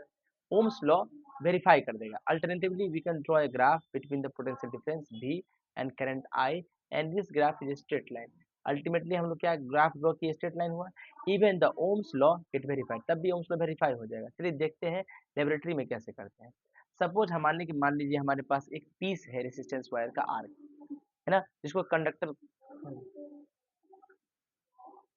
And we want to verify Ohm's law. अब इसके लिए हम लोग क्या करना चाहते हैं, ओम्स लॉ वेरीफाई करना चाहते हैं, मतलब we want to show that conductor R जो है ओबे करता है कि नहीं ओम्स लॉ को। फॉर दिस पर्पस हम लोग एक बैटरी ले लिए बी, स्विच ले लिए कैपिटल एस, एक रेहोस्टेट ले लिए आर एच, आमीटर ले लिए कैपिटल ए, वोल्ट मीटर लिए कैपिटल वी, और कुछ कनेक्टिंग वायर्स ले लिए, ठीक है। सारे यूजिंग ऑल दिस, सबका यूज करके हम लोग कंडक्टर आर का यूज करके हम लोग सर्किट बना लीजिए, जो कि फिगर 17 में दिखाया गया है, जो कि बैटरी है, स्विच है, रेहोस्टेट है, variable resistance, sliding contact rheostat होता है, कंडक्टर है, यानी रेजिस्टेंस का काम करेगा, और वोल्ट मीटर को पैरेलल में कन्वर्ट कर दिया, आर मीटर को करंट करंट ड्रॉ करने के लिए सीरीज में कन्वर्ट कर दिया, कनेक्टिंग वायर से कॉपर वायर, सही बात है। स्टार्ट कर रहे हैं एक्सपेरिमेंट को। Circuit is completed by pressing the switch S, जैसे ही स्विच एस को हम प्रेस करेंगे उसका सर्किट कंप्लीट हो जाएगा। जब प्रेस करेंगे स्विच को तो करंट स्टार्ट कर जाएगा फ्लो करना पूरे सर्किट के अंदर, इंक्लूडिंग कंडक्टर आर, और कंडक्टर आर के अंदर भी करंट फ्लो करना चालू हो जाएगा। ये जो करंट होगा शोन किया गया है आमीटर में, आमीटर में जो करंट शो होगा, rheostat RH is initially so adjusted that a small current pass through the circuit। Rheostat इस तरह से एडजस्ट किया गया है कि शुरुआत में थोड़ा सा ही करंट पास करेगा, small current. Ammeter reading is now noted, अब आमीटर का रीडिंग जो है अब नोट करेंगे, ठीक है। This reading gives the current I, ये रीडिंग क्या बता देगा कि कितना आई फ्लो कर रहा है कंडक्टर आर के द्वारा, सही बात है। The voltmeter reading is also noted, अच्छा वोल्टमीटर का रीडिंग भी नोट करेंगे, right, which will give the potential difference भी, जो पोटेंशियल डिफरेंस भी देगा across the ends of a conductor, क्योंकि कंडक्टर के एंड में क्या देगा, पोटेंशियल डिफरेंस देगा। This gives us first set of भी एंड आई रीडिंग, इससे हम लोग को पोटेंशियल डिफरेंस यानी वोल्टमीटर भी और आई करंट आमीटर जो है रीडिंग दे देगा, ठीक। The current in the circuit now increase step by step, अब करंट जो है बढ़ाएंगे step by step by changing the position of sliding contact, क्योंकि यहाँ से चेंज करेंगे, ये वेरिएबल रेजिस्टेंस है, इससे क्या कर देगा, ये रेजिस्टेंस कभी ज्यादा कभी कम, इससे करंट ज्यादा कम होगा, बात सही है। अब देखो रियोस्टेट के द्वारा current values and the corresponding potential difference values are noted in the cases, अब करंट का वैल्यू और पोटेंशियल डिफरेंस का वैल्यू हर केस में नोट करेंगे, ठीक है। रेशियो जब निकालेंगे पोटेंशियल करंट और v बाई आई का कैलकुलेट करेंगे सारे रीडिंग्स के लिए, जितना निकालेंगे सबके लिए, और इट इज फाउंडेड, पाया गया कि v बाई आई जो है हमेशा कांस्टेंट आया, क्या आया, कांस्टेंट। सिंस रेशियो जो है पोटेंशियल डिफरेंस और करंट का कांस्टेंट है, तो ओम्स लॉ वेरीफाई हो गया, because this shows that current is directly proportional to the potential difference, इससे क्या पता चलता है, करंट जो है डायरेक्टली प्रोपोर्शनल है पोटेंशियल डिफरेंस के। Constant ratio v by I क्या देता है, रेसिस्टेंस r देता है कंडक्टर का, सही है। सो ओम्स लॉ एक्सपेरिमेंट जो है वो आप यूज कर सकते हैं डिटरमाइन करने के लिए रेसिस्टेंस कंडक्टर का, सही बात है। अगर ग्राफ ड्रॉ किया गया है पोटेंशियल डिफरेंस रीडिंग और कॉरस्पॉन्डिंग करंट रीडिंग के बीच में, तो आप देखेंगे स्ट्रेट लाइन है जो शो करता है करंट डायरेक्टली प्रोपोर्शनल है पोटेंशियल डिफरेंस के, राइट, इसी से ओम्स लॉ वेरीफाई हो जाता है, सही बात है। अब देखिए गुड कंडक्टर रेसिस्टेंस और इंसुलेटर, रेसिस्टर्स इंसुलेटर क्या होता है, on the basis of electrical resistance के आधार पे सारे सब्सटेंस को आप डिवाइड कर सकते हैं थ्री ग्रुप में, कौन कौन, गुड कंडक्टर, रेसिस्टर्स और इंसुलेटर्स, सही बात है। दो substance which have very low electrical resistance, वैसे सब्सटेंस जिनके पास बहुत लो इलेक्ट्रिकल रेसिस्टेंस है उसको हम लोग गुड कंडक्टर कहते हैं, जो क्या करता है बहुत कम इलेक्ट्रिसिटी को रोकता है, मैक्सिमम से मैक्सिमम क्या कर देता है, लो इलेक्ट्रिकल रेसिस्टेंस है मतलब, हाँ मतलब मैक्सिमम से मैक्सिमम इलेक्ट्रिसिटी को पास करा देता है, राइट। गुड कंडक्टर अलाउ करता है इलेक्ट्रिसिटी को कि भाई हमसे फ्लो कर जाइए आसानी से। सिल्वर मेटल जो होता है सबसे बेस्ट कंडक्टर होता है, ठीक है, कोई दिक्कत। अब देखिए ये जो इलेक्ट्रिक वायर है बनता है कॉपर से, कॉपर गुड कंडक्टर होता है, their covering is made of plastic, इसका कवर प्लास्टिक का बना होता है जो इंसुलेटर होता है, सही है। The heating element of electric iron is made of nichrome wire which is resistor, अब देखो ये रेसिस्टर का है हीटिंग एलिमेंट, अब देखिए कॉपर और एल्युमिनियम मेटल जो होता है वो भी गुड कंडक्टर होता है। इलेक्ट्रिक वायर्स जो है किस चीज का बनता है, कॉपर या एल्युमिनियम का बनता है, क्योंकि इनके पास लो इलेक्ट्रिकल रेसिस्टेंस होता है, मतलब ये ज्यादा से ज्यादा करंट को पास कर देता है। दो substance which have comparatively high electrical resistance, वह सब्सटेंस जिनके पास कम बहुत सॉरी ज्यादा इलेक्ट्रिकल रेसिस्टेंस है, यानी ज्यादातर इलेक्ट्रिसिटी को रोक देता है, रेसिस्टर कहलाता। The alloys like nichrome, manganese, constantan जिसको यूरेका कहते हैं, इन सभी के पास हाई रेसिस्टेंस होता है, इसीलिए इन लोग को रेसिस्टर कहते हैं। Resistors are used to make those electrical devices, resistors का इस्तेमाल करके वह इलेक्ट्रिकल डिवाइस बनाते हैं where high resistance is required, जहां पर ज्यादा रेसिस्टेंस की जरूरत पड़ती है, ज्यादा इलेक्ट्रिसिटी को रोकने की जरूरत पड़ती है। रेसिस्टर रिड्यूस करता है, रेसिस्टर क्या करता है, कम कर देता है करंट के फ्लो को सर्किट के अंदर। दो substance which have infinitely high electrical resistance, अब ऐसा सब्सटेंस जिनके पास इनफाइनाइटली हाई इलेक्ट्रिकल रेसिस्टेंस होता है, मतलब पास करने ही नहीं देता होगा, उसी को हम इंसुलेटर कहते हैं। मतलब an insulator does not allow electricity, वो तो इलेक्ट्रिसिटी को अलाउ ही नहीं करता है कि हमसे फ्लो कीजिए, चाहे आप कितना भी दिमाग लगा लीजिए उससे फ्लो नहीं हो पाएगा, right.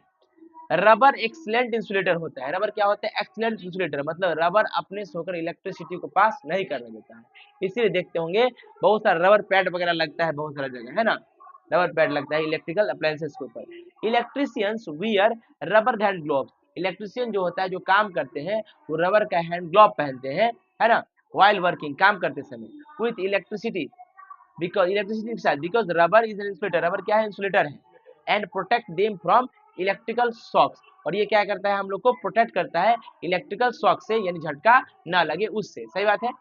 Would is also a good insulator, लकड़ी भी गुड इंसुलेटर है, लकड़ी से भी आप कितना भी कोशिश कर लीजिए इलेक्ट्रिसिटी पास नहीं करेगा। देखिए आप यहाँ लिखा है the heating element of electric iron, electric iron का जो हीटिंग एलिमेंट होता है वो बनता है नाइक्रोम वायर को, और नाइक्रोम वायर जो होता है एक बहुत अच्छा रेसिस्टर होता है जो अपने से होकर इलेक्ट्रिसिटी को पास नहीं करने देता है, बहुत कम करवाता है, यानी सारा इलेक्ट्रिसिटी को अपने अंदर रख लेता है। और इलेक्ट्रिसिटी का एक इफेक्ट होता है क्या, कि इलेक्ट्रिसिटी के पास करने से कोई भी चीज जो है हीट हो सकता है। क्या हो सकता है, नाइक्रोम वायर रेसिस्ट कर दिया तो इससे हीट हो जाएगा, हीट हो जाएगा, इसीलिए इसका आयरन यूज करेंगे। रबर भी एक इंसुलेटर होता है, तो इलेक्ट्रीशियंस जो होता है वो पहनते हैं इस तरह के ग्लव्स वगैरह को पहनते हैं ताकि प्रोटेक्ट कर सके खुद को, किससे, इलेक्ट्रिकल शॉक से। सही बात है। देखिए अब हम लोग देखने जा रहे हैं factors affecting the resistance of a conductor.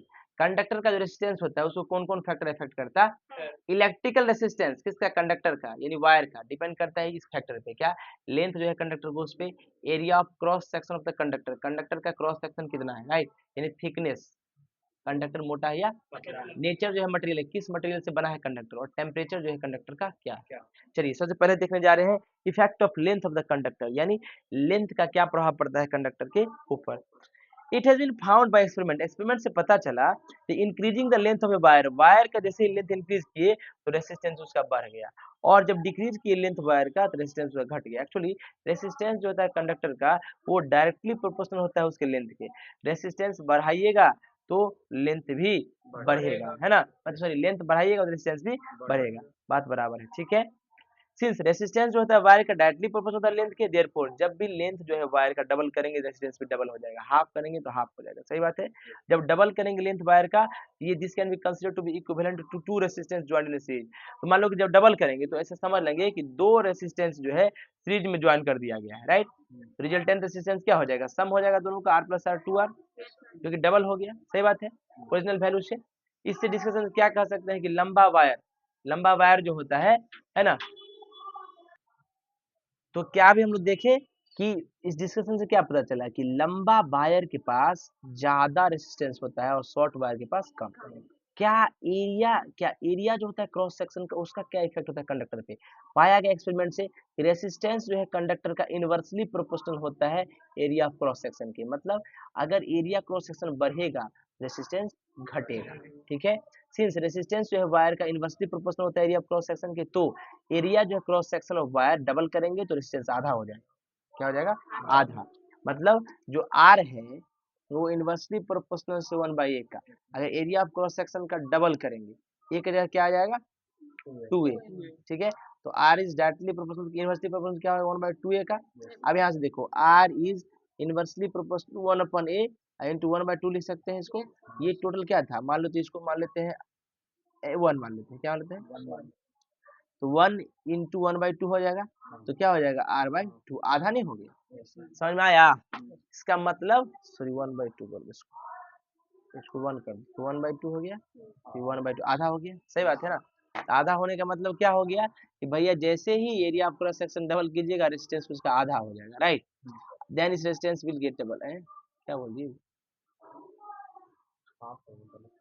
गलत लिख दिए क्या, when the area of cross section of wire is doubled, area of cross section double करेंगे तो रेसिस्टेंस जो है आधा हो जाएगा, बात सही है, हाँ नहीं सही बात है। अब कहता है एरिया जो है क्रॉस सेक्शन को आधा करेंगे रेसिस्टेंस डबल हो जाएगा, क्या हो जाएगा, डबल हो जाएगा। कैसे पता चलेगा, देखिए अगर एरिया को आधा कर दिए तो आर इज क्या होता है 1/a, इसके जगह पर आर इज 1/a का मतलब a/2, ये 2 कहाँ चला जाएगा ऊपर, R is inversely proportional to 1/a, ये हो जाएगा 2। अच्छा इसको लिख सकते हैं R is inversely proportional to 1/a into 2, इसका वैल्यू तो जानवी करो पहले वाला है तो इसका दुगुना हो गया, नहीं चलो हम जानते हैं कि मोटा वायर के पास, जो मोटा वायर होता है उसके पास greater area of cross section होता है, लेकिन पतला वायर के पास एरिया ऑफ क्रॉस सेक्शन मतलब ये, मोटा वायर के पास ये मोटा होगा, बड़ा होगा एरिया ऑफ क्रॉस सेक्शन, और पतला वायर के पास छोटा होगा। इसका मतलब है कि जो मोटा वायर होता है उसके पास कम रेसिस्टेंस है, वो ज्यादातर रोकता और पतला वायर जिसका रेसिस्टेंस ज्यादा है। थिक वायर इसके पास लार्ज क्रॉस सेक्शन होता है, उसको हम लोग इक्विवेलेंट मानते हैं large number of thin wires के जो पैरेलल में कनेक्ट है। तो बहुत सारा थिन वायर आपस में कनेक्ट है, तो मान लो कि मोटा वायर हो क्रॉस सेक्शन बड़ा हो गया, तो क्रॉस सेक्शन अगर मोटा बड़ा हो गया, थिक हो गया, रेसिस्टेंस कम हो गया, सही बात है। तो मोटा वायर जो है इसीलिए अच्छे से यूज किया जाता है कि ज्यादा इलेक्ट्रिक करंट पास कर सके। आप देखते होंगे घर में अच्छा सा कॉपर वायर मोटा वाला जिसके अंदर बहुत सारा पतला पतला वायर होता है पैरेलल में कनेक्टेड, वो मोटा वायर ज्यादा यूज करता है ताकि क्या होता है इलेक्ट्रिक करंट का फ्लो जो है वो ज्यादा अच्छा से हो, रेसिस्ट कम करे। अगर रेसिस्ट ज्यादा करता है तो वायर गर्म हो जाता है, नहीं वायर गर्म हो जाता है तो आग वगैरह लग जाता है। समझ बात को? आइए हम जानते हैं क्या कि if we have two resistance, हमारे पास दो रेसिस्टेंस वायर कनेक्ट है पैरेलल में, तो उनका रिजल्टेंट रेसिस्टेंस आधा हो जाता है। ये आगे हम लोग पढ़ेंगे कि पैरेलल में कनेक्ट करने पर आधा हो जाएगा resistance. So doubling the area of cross section, अगर क्रॉस सेक्शन ए जो था उसको डबल कर दिया वायर का, देयरफॉर हाफ हो गया रेसिस्टेंस। सही बात है। फ्रॉम द एबव डिस्कशन क्या पता चला कि रेसिस्टेंस जो है वायर का शॉर्ट लेंथ यानी थिक वायर मोटा वायर होगा तो उसके पास लो रेसिस्टेंस होगा। बात सही है, वो इलेक्ट्रिसिटी को ज्यादा से ज्यादा फ्लो करा देगा। और लंबा वायर जो पतला वायर होता है भैया वो रेसिस्टेंस ज्यादा होता है, इसीलिए इसका यूज कम करता है लोग अप्लायंसेस में, है ना। समझ में आ रहा है। थिकनेस जो होता है वायर का usually represented by its diameter. कोई भी चीज का थिकनेस जो होता है वो कैसे थिकनेस मतलब मोटाई, मोटाई कैसे पता चलता है इसके वजह से, और ये है क्या डायमीटर, ठीक है। It can be shown by calculation, calculation से पता चला कि रेसिस्टेंस जो है वायर का इन्वर्सली प्रोपोर्शनल होगा स्क्वायर ऑफ इट्स डायमीटर के, ठीक है स्क्वायर ऑफ इट्स डायमीटर के, यानी रेसिस्टेंस जो होगा वो इन्वर्सली प्रोपोर्शनल होगा 1/4 डायमीटर के स्क्वायर। सही बात। जब डायमीटर जो है वायर का डबल करेंगे, इसका कंसेप्ट देखते हैं। देखिए अब हम लोग कुछ कॉन्सेप्ट को देखने जा रहे हैं। क्या कॉन्सेप्ट है, कहता है कि अभी हम क्या देखें कि जो रेसिस्टेंस होता है, जो रेसिस्टेंस होता है वो क्या होता है इन्वर्सली प्रोपोर्शनल डायमीटर का स्क्वायर होता है, ठीक है। अब क्या कहता है जब डायमीटर डबल करेंगे, डायमीटर जो है मान लो इसको मान नाम देते हैं इसका नाम देते हैं के, क्या नाम देते हैं, ठीक के डैश, के डैश, ठीक है। अब देखो ध्यान जैसे ना ये हटाएंगे तो प्रोपोर्शनली कांस्टेंट के बदले इक्वल टू का साइन आता है, लेकिन अभी देख लीजिए मान लीजिए के डैश नाम है, ठीक है। देखिए ध्यान से डायमीटर जो पहले डी था अब क्या होगा दुगुना हो गया 2d हो गया, राइट। ध्यान देखिए R inversely proportional to 1 D की जगह क्या दिखेंगे 2d, तो 2d का क्या हो जाएगा स्क्वायर, बोलो यस सब। R inversely proportional to 4d square, right. अब R inversely equals to 1/d square into 1/4 लिख सकते हैं। तो ये जो टर्म था यही तो के डैश था, तो इसको मान लो के डबल डैश मान लो, राइट। तो के डबल डैश जो हो गया ये क्या हो गया के डैश बाई 4 हो गया, मतलब नया वाला जो रेसिस्टेंस है वो पुराने वाला रेसिस्टेंस का 4 गुना कम हो गया, है ना। के डैश बाई 4 हो गया। तो देखो लिखा भी है क्या कि जब डायमीटर जो है डबल करेंगे 2 टाइम तो रेसिस्टेंस जो है 1/4 हो जाएगा, 1/4 हो गया ना, है। और अगर डायमीटर जो है वायर का आधा करेंगे तो रेसिस्टेंस 4 टाइम्स बढ़ जाएगा, 4 टाइम्स बढ़ जाएगा। कैसे पता चलेगा ध्यान से देखिए, मैंने कहा फिर से इसको के डैश ले लेते हैं, क्या लेते हैं is equal to R inversely proportional 1/d square हो गया। अब डायमीटर कहता है पहले डी था अब आधा कर दो इसका /2 कर दो, बहुत अच्छा। तो इसको के डबल डैश मान लो, R inversely equal to 1/d/2 का स्क्वायर कर देंगे इसको। यहाँ से क्या हो गया R inversely equal to 1/d square by 4, ये 4 ऊपर चला जाएगा तो क्या हो जाएगा के डबल डैश बराबर बोलो R inversely equal to 1/d square, ये 4 चला जाएगा ऊपर, और ये क्या था के डैश था, ये के डैश। तो नया वाला जो रेसिस्टेंस है पुराने वाले का 4 गुना हो गया। बात सही है, ऐसे ये कॉन्सेप्ट बनता है। समझ में आया? देखिए समझ में आ गया। उसी प्रकार डायमीटर अगर वायर का ट्रिपल कर देंगे तो रेसिस्टेंस जो है 1/9 हो जाएगा ओरिजिनल वैल्यू का। Effect of nature of material conductor, conductor किस मटेरियल से बना है। इलेक्ट्रिकल रेसिस्टेंस जो कंडक्टर का डिपेंड करता है नेचर, मटेरियल का कैसा नेचर है, मतलब किससे बना है। कुछ मटेरियल के पास लो रेसिस्टेंस होता है, कुछ मटेरियल के पास हाई। एग्जांपल अगर हम लोग दो सिमिलर वायर लिए जिसके पास इक्वल लेंथ है, डायमीटर इक्वल है, तो कॉपर मेटल का नाइक्रोम एलॉय को हम लोग देखेंगे रेसिस्टेंस जो है नाइक्रोम वायर का 60 गुना ज्यादा होगा कॉपर वायर से। नाइक्रोम वायर क्या करता है ज्यादा इलेक्ट्रिक करंट को पास नहीं होने देता है, नहीं होने देता है, रेसिस्ट करता है, रोकता है नाइक्रोम, है ना। कॉपर वायर तो पास होने देता है। ये शो करता है कि रेजिस्टेंस कंडक्टर जो होता है डिपेंड करता है किस मटेरियल का बना है, ठीक है। अब देखिए इफेक्ट ऑफ टेम्परेचर ध्यान से देखिएगा। फाउंड किया गया रेसिस्टेंस जो होता है सारे प्योर मेटल का बढ़ता है जब क्या बढ़ाते हैं टेम्परेचर। तो प्योर मेटल से वायर बनाओगे और उसको गर्म करोगे अगर तो रेसिस्ट करेगा ज्यादा, यानी करंट को फ्लो कम करवाएगा। और अगर डिक्रीज करेगा लोअरिंग टेम्परेचर, कम करोगे तो पास करने देगा। रेसिस्टेंस जो एलॉय का manganin, constant and nichrome almost unaffected by temperature, लेकिन जो रेसिस्टेंस एलॉय का होता है मैग्नीन, कांस्टेंटन, नाइक्रोम, ये सब अनअफेक्टेड बाय टेम्परेचर, कितनों दूसरे को प्रभाव। रेसिस्टिविटी क्या होता है, ये पाया गया एक्सपेरिमेंट से कि रेसिस्टेंस जो होता है कंडक्टर का डायरेक्टली प्रोपोर्शनल होता है लेंथ के, यानी R is directly proportional length. Resistance जो होता है कंडक्टर का इनवर्सली प्रोपोर्शनल होता है एरिया ऑफ क्रॉस सेक्शन के, ठीक है। अब दोनों इक्वेशन को हम लोग सॉल्व किए तो आर इज इक्वल टू आया rho into L by A, R equal to क्या है, रो इंटू एल बाई, ठीक है। जहां पे जो रो होता है ये कांस्टेंट है, जिसको रेसिस्टिविटी कहते हैं। क्या कहते हैं, resistivity of material of the conductor. Resistivity को हम लोग कहते हैं स्पेसिफिक रेसिस्टेंस। क्या कहते हैं, इक्वेशन थर्ड आ गया क्या, equal to R equal to rho into L by A. Equation 3 ये क्लियर है कि गिवन कंडक्टर के पास स्पेसिफाइड लेंथ एल होगा, area of cross section A होगा, रेसिस्टेंस आर होगा, जो कि डायरेक्टली प्रोपोर्शनल होगा रेसिस्टिविटी रो के।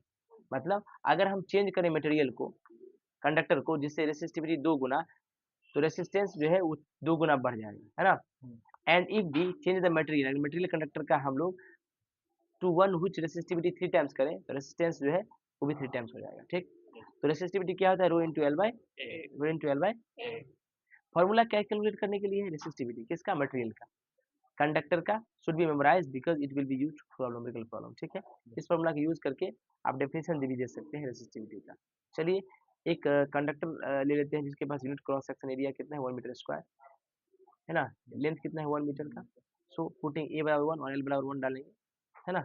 एरिया ऑफ क्रॉस सेक्शन भी 1 है और लेंथ भी 1, रो बराबर क्या आएगा are.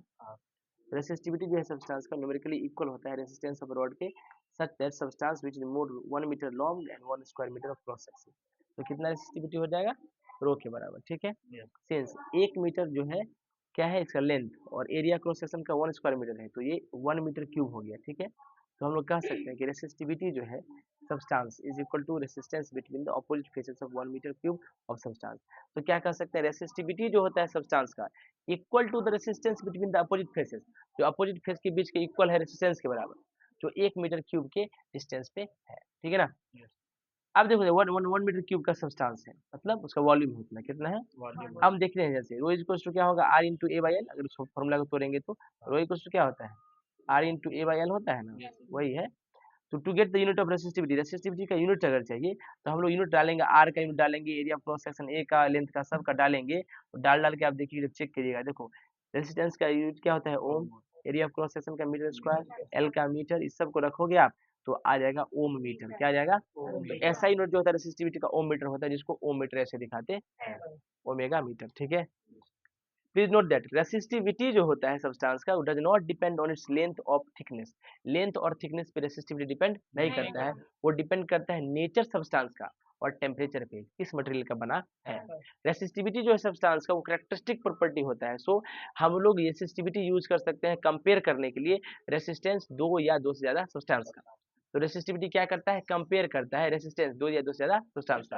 Another point to be noted that just as we talk of resistance, जब भी हम बात करते हैं रेसिस्टेंस का in the context of electricity, electricity के लिए जब रेसिस्टेंस की बात कर रहे हैं, इसका एक्चुअली मतलब होता है इलेक्ट्रिकल रेसिस्टेंस। क्या होता है, इलेक्ट्रिकल रेसिस्टेंस। उसी प्रकार जब भी हम बात करेंगे रेसिस्टिविटी का, इसका एक्चुअली मतलब होता है इलेक्ट्रिकल रेसिस्टिविटी, यानी इलेक्ट्रिसिटी को फ्लो करने से कितना रेसिस्ट कर रहा है। The resistivities of some common substance, कुछ कॉमन सब्सटेंस का रेसिस्टिविटी दिया है, आपको याद करना है। क्या करना है, आप देखिए कुछ रेसिस्टिविटी दिया है, जैसे कंडक्टर में मेटल है ना, मेटल में देखो सिल्वर का रेसिस्टिविटी ये दिया है ना, कॉपर का, एल्युमिनियम का, टंगस्टन का, है ना, नाइक्रोम का, देख रहे हो ना, नाइक्रोम का रेसिस्टिविटी सबसे ज्यादा है और सिल्वर का सबसे कम है, यानी अपने से होकर ये रेसिस्ट कम करता है। रेसिस्टिविटी क्या बताता है कि अपने से होकर कम कर रहा है ना।